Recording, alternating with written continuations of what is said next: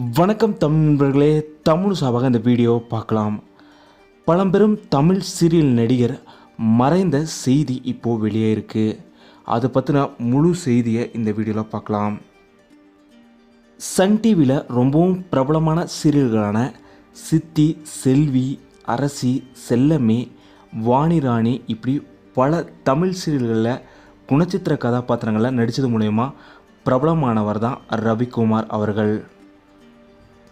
சீரியல்களில் குணச்சித்திர கதாபாத்திரங்களில் ரொம்பவும் இயல்பாக நடிக்கக்கூடியவர் தான் ரவிக்குமார் அவர்கள்.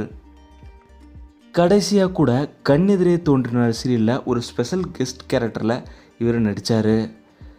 இவரை பொறுத்த வரைக்கும் இவர் 40 ஆண்டுகளாக சினிமாவில் நடிச்சிட்டு வராரு. ரஜினி, கமல் நடித்த அவர்கள் திரைப்படத்தில் தான் இவர் முதல் முறையாக அறிமுகமாகிறார். சீரியல்களில் அப்பா, மாமா போன்ற அழுத்தமான வேடங்களில் ரொம்பவும் யதார்த்தமான நடிப்பை வெளிப்படுத்தி சிறப்பாக நடிக்கக்கூடியவர் தான் ரவிக்குமார் அவர்கள். சென்னையை சேர்ந்த இவர் தன்னோட 71வது வயதில் இப்போது மறைந்த செய்தி வெளியாயிருக்கு.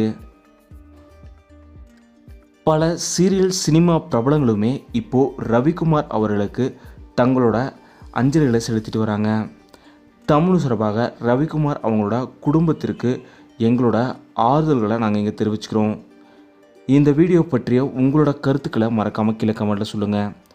தமிழ் சேனலை நீங்கள் சப்ஸ்கிரைப் பண்ணணும்னா சப்ஸ்கிரைப் பண்ணுங்கள். மறக்காமல் பக்கத்தில் இருக்க பெல் ஐக்கானை கிளிக் பண்ணிடுங்க.